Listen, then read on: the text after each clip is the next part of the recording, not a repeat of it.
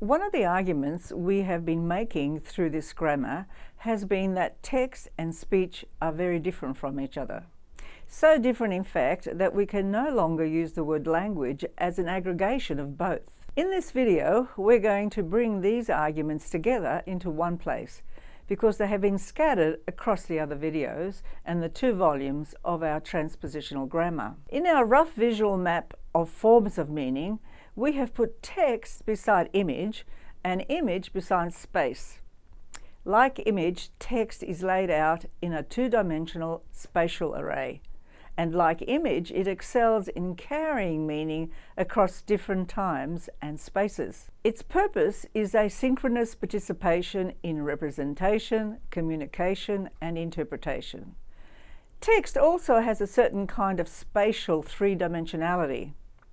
This happens in the old apparatuses of tables of contents, indexes, and library catalogues, and now in the digital apparatus of hypertext. I want to define speech as spontaneous oral and oral participation in meaning, where the text can look around for resources when lost for words. Spontaneous speech must rely on memory.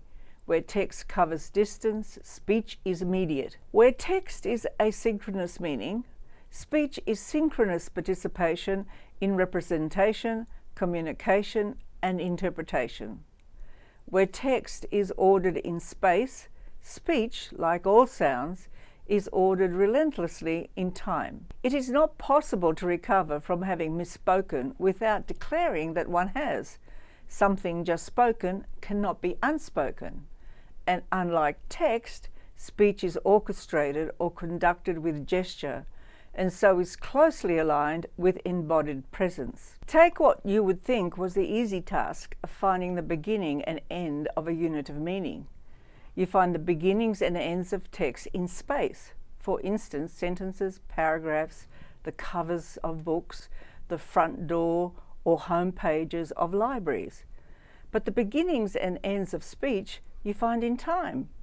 For instance, an utterance or conversation. This makes speech more like music or episodes of embodied action than text, which is more like framed pictures or buildings with their spatiality, defined facades and entry points. These radical differences can be tracked back to the human sensorium.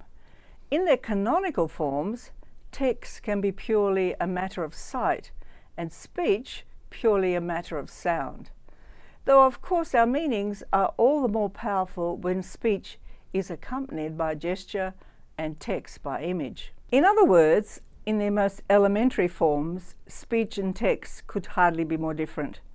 Not that we don't perform a lot of transposition between text and speech. These transpositions are in the nature of multimodality itself. Here are just a few examples of this multimodal practice of the transposition we make between text and speech. My first example, reading aloud sounds out text, but as Halliday has pointed out, the grammar of text is radically different from the grammar of speech. Spontaneous speech is a succession of clauses irretrievably trapped in the unforgiving arrow of time, rambling, reiterative, redundant, full of self-correction, and sometimes even with embarrassing Freudian slips. Reading a text aloud is to speak something that has been written, where the sentence is the most important structural unit, not the clause. What you are hearing from me now, we have written, because for a short video that says a lot, we needed this careful, essentially spatial arrangement of our meaning in order to lay out our thoughts clearly. What you see here on the screen is simply not possible in spontaneous speech. And another example, direct quoted speech attempts to capture the difference between prose and reported speech in the sound of dialect, its italicized phonic emphasis, in the transliteration of faltering. But even for a master of this transposition, Mark Twain, such multimodal craft is difficult and only ever partial. Novels, plays, and film scripts are carefully written, ordered and then reordered spatially. They are feigned speech. And another example, speaking at a distance over the telephone this time. Just like the husband in the picture, the friend with whom this housewife is speaking is at a distance. Like text, she has to be explicit about things that are not in the listener's spatial frame, and the dialectics of place are different. If the other person were in the same room, the speaker saying here would be a shared presence. But on the phone, the speaker needs to transpose here for there. In other words, the telephone has in some respects made speech become like text. It is a multimodal transposition. So too giving a video lecture, writing a novel that includes direct speech. These are both practices of multimodal transposition. But the journey travelled is large, perhaps the largest of all form-to-form transpositions. This is why literacy becomes such an important focus in schooling, as well as an enormous challenge for learners. However, in alphabetic languages, literacy programs often begin with the premise that text is the transliteration of the sounds of speech. Not only are phonics programs which focus on the transliteration of sounds of speech simplistic, in some profound respects they simply miss the mark. Indeed, in the process of reading itself, we cannot fluidly and meaningfully sound out every letter. So we learn the look of semantic units, and our eyes jump not letter to letter, but from one meaning unit to another. Each successive glance is called a saccade. Becoming fluent in sounding letters all but disappears, and reading becomes principally a visual process that focuses on clusters of letters as ideographs, not letters as phonemes.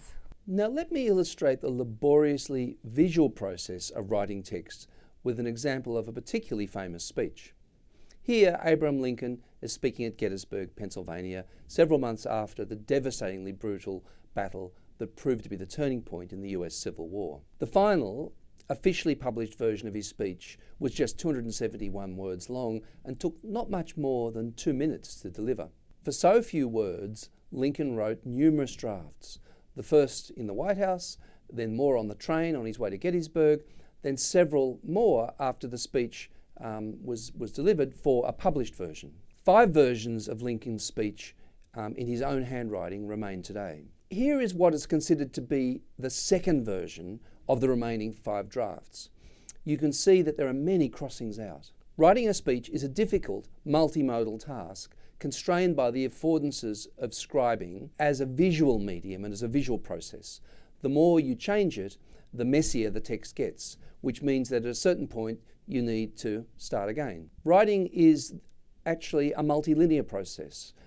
As you rework it, you see connections across the text that require careful revision. Now here is what is thought to be the third copy in Lincoln's handwriting, or at least the third of the copies that are extant today. There may have been more. It's neatly written and with no crossings out. Of the changes by this version, one is very controversial. The words "under God" that have been written into his description of the nation that Lincoln had hoped would be reborn after this terrible war. Lincoln did not speak of his religious views. If he was not an atheist, at the very least his views were unconventional. Did someone suggest that he add these words? Did he add them himself? And if so, what do they mean? It's hard to know now, but this is not the point we're trying to make at this particular point. I just want to use this example to contrast writing with canonical speech, not a carefully scripted speech that has been written. Canonical speech is in person and unforgivingly linear. If the speech had been purely extemporaneous, he might have forgotten God, or he might have said at the end, "Oh, and by the way, I forgot to mention God. Let's not forget God." Because we're interested in the materiality of media, we've put a cursor in the text where Lincoln would have added "under God" if he had been writing on a word processor. There's a big difference with digital text work. The text here is less resistant to change. Not 5 versions, or however many versions of the Gettysburg Address were actually written. Now there are as many versions as there are keystrokes. The linear process of speech has become more multilinear, more spatial than ever. In the digital era, text work has become even more like image work and even less like extemporaneous speech. The distance travelled in the transposition between speech and text has become even larger. And now, Updating the speech for the digital era, here is a PowerPoint version created by the artificial intelligence researcher Peter Norvig, updated using Microsoft PowerPoint Auto Content Wizard for a business presentation. This becomes a strangely hybrid text-to-speech transposition. Because purely extemporaneous speech is not to be trusted, we support the transposition from text to speech visually with these slides. Norvig scripts what might have been Lincoln's introduction. Good morning. Just a second while I get this connection to work. Do I press this button here, function F whatever? No, that's about right. Maybe I'll have to reboot. Now hold on a minute. My name is Abe Lincoln and I'm your president. And while we're waiting, I want to thank Judge David Willis, chairman of the committee, for supervising the dedication of the... Anyhow, he fumbles around. It's great to be here, Dave, and you and the committee have done a great job. Are we ready now? Oh, okay, here we go. I've jumped now to the bullet points at the end of Norvig's version of the speech. It looks like God doesn't fit into the genre of PowerPoint business presentations either. But now we can see the hierarchical structure of the meaning that may have been lost simply in the speaking and the hearing. Presentations with PowerPoint are peculiar multimodal transpositions that cross the ever greater distance between the forms of speech and text. I want to conclude this video now with a number of ways in which speech and text are becoming more different from each other in the era of the digital manufacture of meaning. One we have just seen on the screen, text entry on the keyboard of a digital device. Because digital text is far less resistant to change than hand scribing, the text formation process can be more multilinear. It can be conceived in a more systematically hierarchical rather than a linear way. In this respect, text is becoming even more a matter of spatial design and even more different from speech. Another aspect of the digital era is the practical unspeakability of so many texts. Computer code, mathematical formulae, tables, long URLs, the serials numbers and product numbers that we have in the supermarket, for instance. By unspeakability, we mean speech in its canonical form, as spontaneous oral speech from memory. We may be able to read out some of these texts, even with some difficulty, but this is a practice of multimodal transposition. Then there is the universal scripting system of Unicode, where there are very few phonemes, but a growing repertoire of standardized ideographs. Here again, text is becoming more like image than speech. And with hypertext, textual architectures are becoming more spatialized than ever. Here is a page of notes written by Ted Nelson, the person who first coined the word hypertext, where the connections need to be connected spatially and hierarchically. These are just some of the ways in which text-speech transpositions are becoming more and more extenuated in the digital era. The distance that must be travelled is becoming greater. But here is a paradox. In an unprecedented way, digital media facilitate the creation and rendering of text, image, sound and speech using the same devices. So even though the forms of text and speech are pulling away from each other, for the most practical of reasons related to these new media, they are coming together in new and hybrid forms. Typed message threads are conversation-like. They are text with an unrecoverable linearity. On the other hand, recorded speech can be edited, affording multilinearity in its creation that is like speech. Video lectures can feign extemporaneous speech. There are a myriad of these ever-changing multimodal forms of participation and meaning. The task of a multimodal grammar is to trace the processes of transposition that are involved in each case.